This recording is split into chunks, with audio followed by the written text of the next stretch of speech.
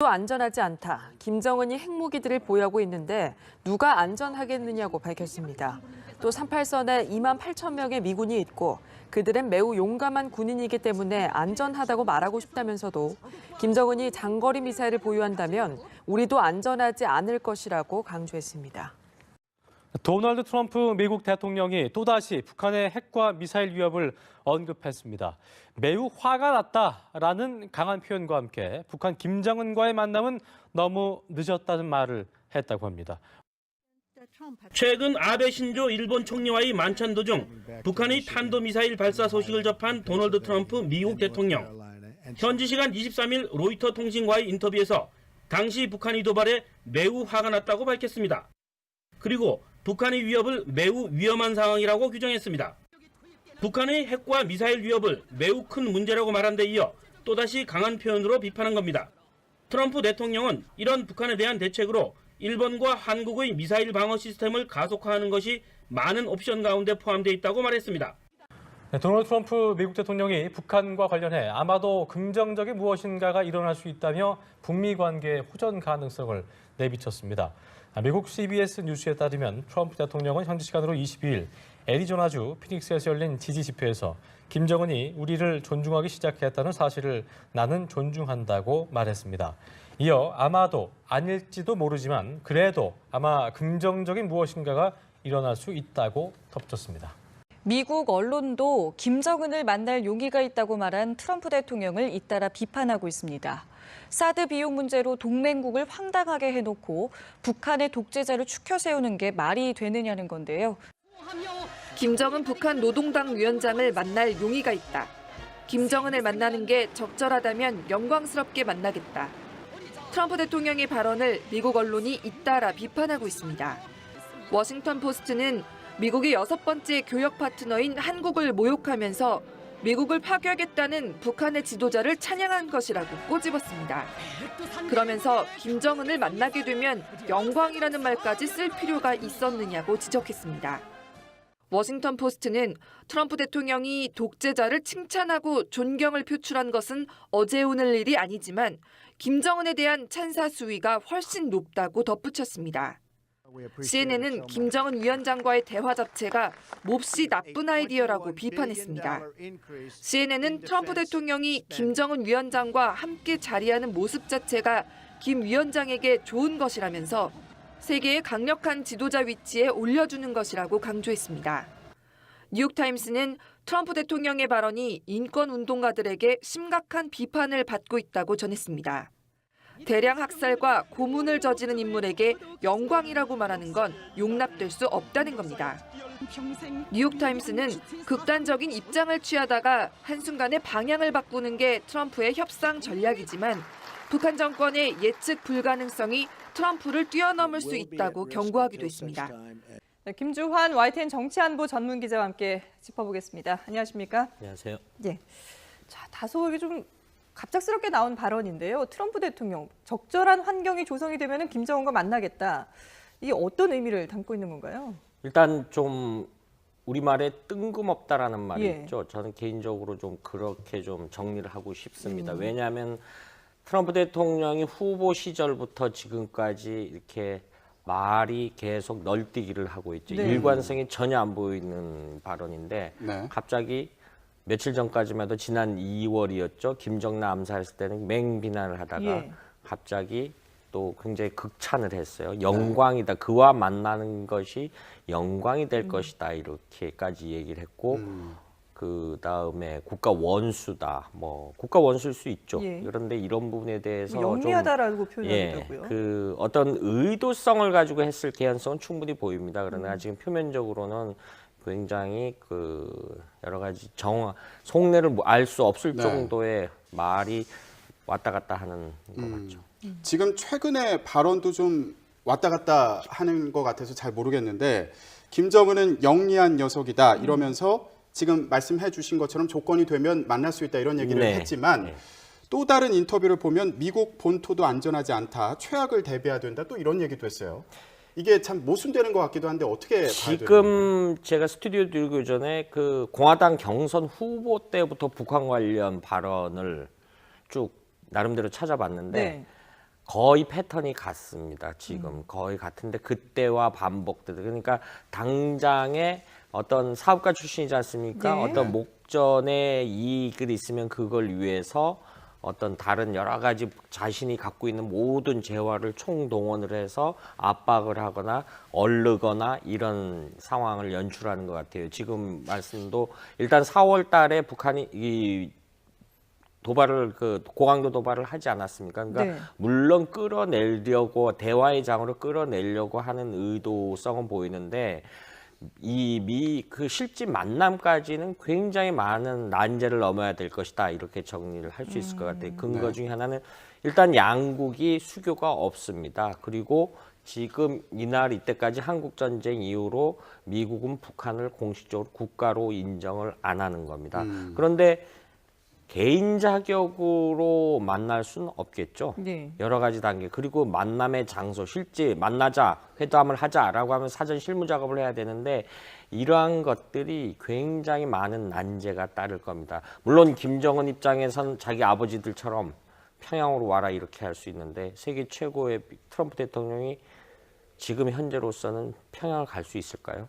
평양을 가게 된다라면은 굉장히 모든 독재 그동안 잔혹성 이런 거를 다 합리화시켜주는 건데 예. 그 미국이라는 나라가 아무리 트럼프 대통령이 사업 위주의 비즈니스 마인드를 갖고 있더라도 이른바 미국의 가치라는 것을 추구하는 국가이기 때문에 이런 부분에 있어서는 미국 국내에서도 굉장한 그런 상황이 오면 반발 여론이 일 가능성이 굉장히 크죠. 네. 그러니까 그 트럼프 대통령이 얘기한 적절한 환경이라는 게 구체적으로 이제 이 핵이 걸림돌이 될 수 있다는 거죠. 어떤 부분들이 적절한 지금 오늘 환경인가요? 숀 스파이서 백악관 대변인이 여러 가지 난관이 있다, 조건이 많다라고 하는 네. 그거와 일맥상통할 텐데 지금 우리가 쉽게 말해서 북한의 비핵화를 하면 된다라고 하면은 김정은 체제, 백두혈통 체제는 비핵화하는 순간 본인들이 멸망할 거라는 걸 너무 잘 알고 있습니다. 그러니까 북한의 핵 개발의 궁극적인 원인은 체제 유지입니다. 체제 유지인데 공산주의 체제 유지를 하는 것이 아니고 그 다음에 중국처럼 어떤 후계자를 선출하자는 것도 아니고 네. 3대째 이어는 세습 체제를 유지하자라는 거예요. 이른바 이거를 적극적 체제 보장이라고 하는데 이걸 유지를 하려고 하는 건데 그거를 놓기 위해서 핵과 미사일을 포기한다. 그 아버지 때도 장점인 시절에도 중국을 가서 방문했죠. 그 당시에 김정일한테 중국이 정부가 그랬죠. 개혁 개방을 하면은 체제 보장을 해주고 모든 걸 다 용서해 줄 테니까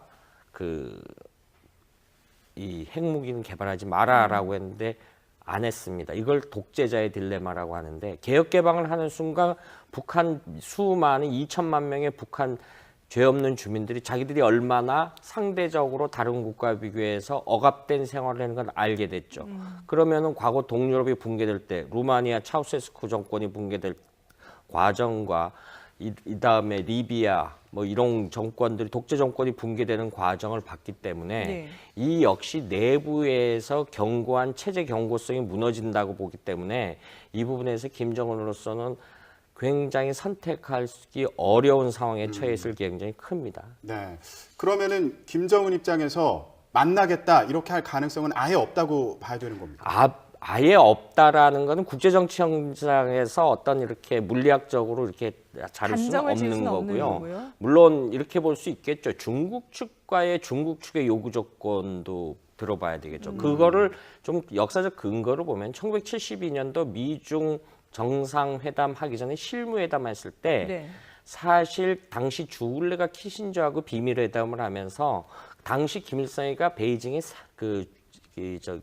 있었습니다. 체류를 하면서 네. 북측의 의도를 많이 반영을 했었습니다. 그러면서 미중 간의 핵심. 왜냐하면 북중 관계는 굉장히 특수성이 있기 때문에 마찬가지로 김정은이 미국과 대화를 한다라는 전제하에도 중국이 요구 조건을 내세울 겁니다. 지금 미국과의 만남을 해서 만약에 북한 정권이 북미 간의 전격적인 수교를 한다. 그리고 체제를 북한 측으로 간다. 미국 측이 원하는 체제로 간다.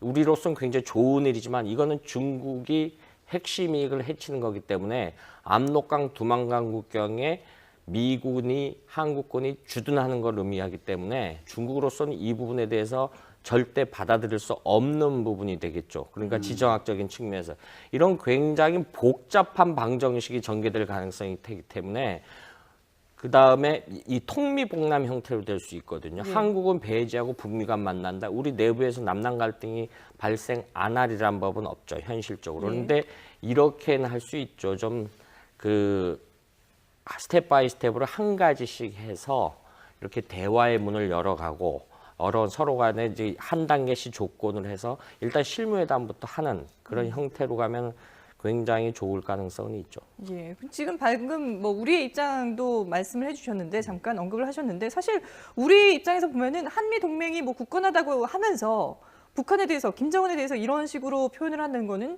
좀 의아하기도 하고요. 우리를 좀 홀대하는 게 아닌가, 무시하는 게 아닌가 이런 느낌이 들 수도 있을 것 같은데요. 그렇죠. 미국 워싱턴 포스트 같은 언론도 지금 그 부분에 대해서 지적을 했죠. 예. 한미도 우리가 미국의 경제교육 6번째 나라입니다. 6번째 나라인데 며칠 전에 트럼프 대통령이 한미 FTA 재협상 관련해서 테러블이라는 끔찍하다라는 표현을 썼어요. 네.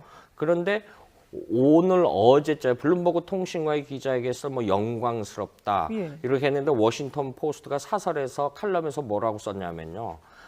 독재자에 대해서 아첨이란 동원은 다 동원했다 해서 미국 보수 언론도 트럼프 대통령이 직격탄을 날리는 상황이었거든요. 그런데 동맹이 굳건하게 하면서 함께 가자라고 하면서 사실 최근에 사드 배치 비용 문제 이런 부분에는 그렇죠. 사실은 비대칭 동맹국이지만 이거는 좀 국제 규범에 지켜야 할 규범이 있는데 이런 이른바 상궤를 벗어나는 행동들이거든요. 이러면서 느닷없이 김정은을 만나겠다. 여러 가지. 역설적으로 물론 후보 시절에도 그랬죠. 햄버거 대화를 하겠다라고 했는데 그럼 무슨 자격으로 어디에서 만나냐. 김정은이 과거에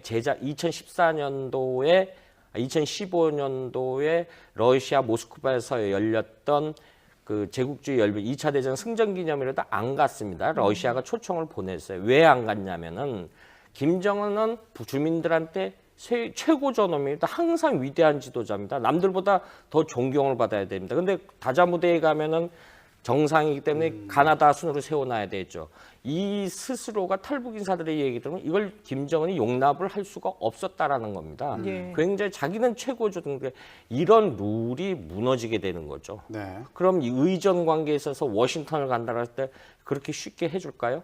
역시 그런 부분을 김정은 머릿속이나 혹시군 이른바 북한 권력 핵심 인사들은 이런 부분에 대해서 굉장히 많은 고민을 하고 있고 그다음에 오늘도 지금 이 트럼프의 발언 이후 중국의 언론들의 반응을 보면은 굉장히 부정적인 거예요. 그러니까 우리가 여러 가지로 제안한 건 이거보다 난이도가 굉장히 낮은 거는 또 아직 안 받아들이고 있는데 과연 이걸 받아들이고 있을까라는데 그 부분은 물론 중국의 어떤 속내를 감추고 중국은 북미 정상회담, 수교회담을 직접 만나는 걸 싫어하죠. 물론 말로는 중국은 북핵 문제라든가 미사일 문제 이건 북미 간의 문제지 우리의 문제가 아니라고 왕이 부장이라 이런 사람들이 간간히 얘기를 하는데 사실 속내는 그렇지 않은 측면이 굉장히 강하죠. 예. 네.